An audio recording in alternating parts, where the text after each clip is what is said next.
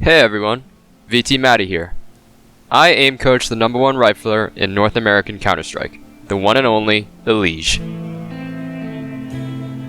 This coaching took place under the Voltaic Amped program, the leading aim coaching service for TAC FPS pros. Over the course of the past 8 weeks, we have built a routine together and had many discussions and practice sessions within AIM labs. The program was a huge success, and an overview document that showcased EliGE's improvement throughout the program can be found in the description. In this video, we're going to briefly go over 3 key takeaways that can be learned or best exemplified in my work with EliGE. Also, if you are a professional TAC FPS player, that is, CS, Valorant, or R6, and you want to elevate your mechanics with some of the best and most experienced aim training players in the world, head over to our website voltaic.gg/coaching, scroll down, and pick the plan that interests you.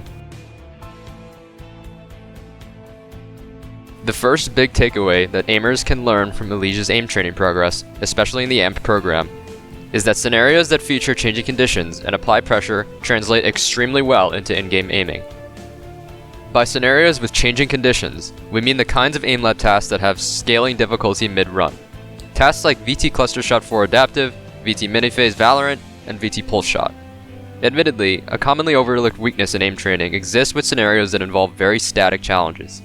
This means that you're basically playing the same scenario with the same patterns and technique requirements for a whole 60 seconds. Something that we here in Voltaic have been trying to move away from is tasks that feel rather dull and unexciting. But as we've seen from the very successful launch of our Valorant benchmarks, these tasks feature some of the best of our innovation, with several newer task variants that push players' reflexes and their ability to adapt to changing situations. And that is the key, adaptation. By training such diverse scenarios that test our ability to modify our playstyle in the middle of a run, we are forcing our brains to adapt.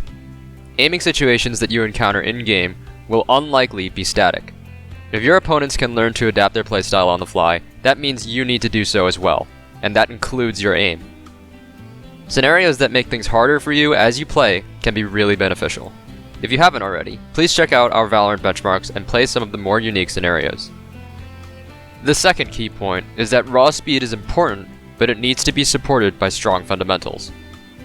I feel like this one should be a given, but it really does surprise me how often players will only try to work on speed, mostly to make their aim look more flashy, but fail in the process due to poor understanding of technique.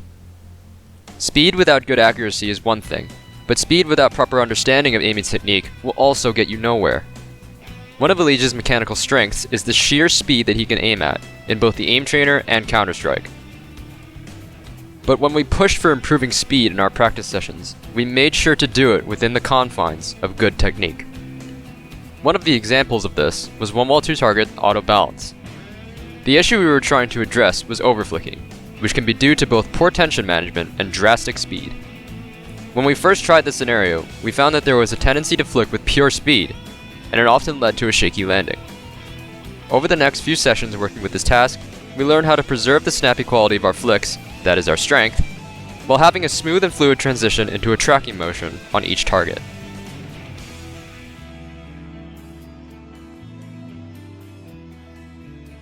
We found cases like these were pretty much eliminated from our gameplay at the end of the program.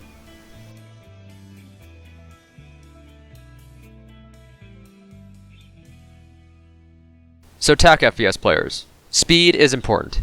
That is a fact within aiming. You need to be able to kill your opponents before they can kill you.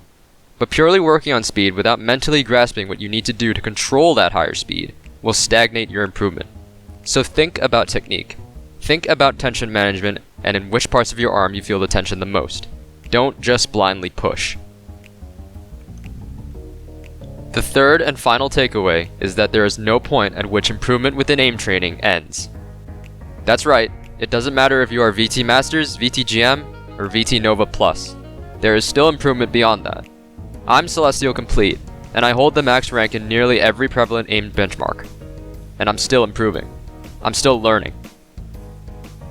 A lot of players like to say that the fruits of aim training tend to diminish around VT Grandmaster. I think that this statement has been a little bit warped. The original idea behind it is the fact that, to be considered as having good enough aim in-game, VT Grandmaster is as far as one needs to be. But in no way are we saying that you can't go farther. EliGE is Voltaic Grandmaster, with some Nova scores, and even at this high of a level in aim training, we are still seeing significant improvements, both in the trainer and in Counter-Strike. There will never be a point at which you stop having the opportunity to grow as a player, and EliGE in this program has been the epitome of that. We must stop saying that diminishing returns at the higher echelon of aim training makes it not worth spending more time. There will always be improvements to be made. Always. So that's pretty much it, everyone. I'd like to thank Cinny again for the opportunity to coach a player that I've looked up to for many years in Counter-Strike within the aim training space. Once again, check out the AMP document in the description. I hope you guys learned something. See you in the next video, and as always, happy dot clicking.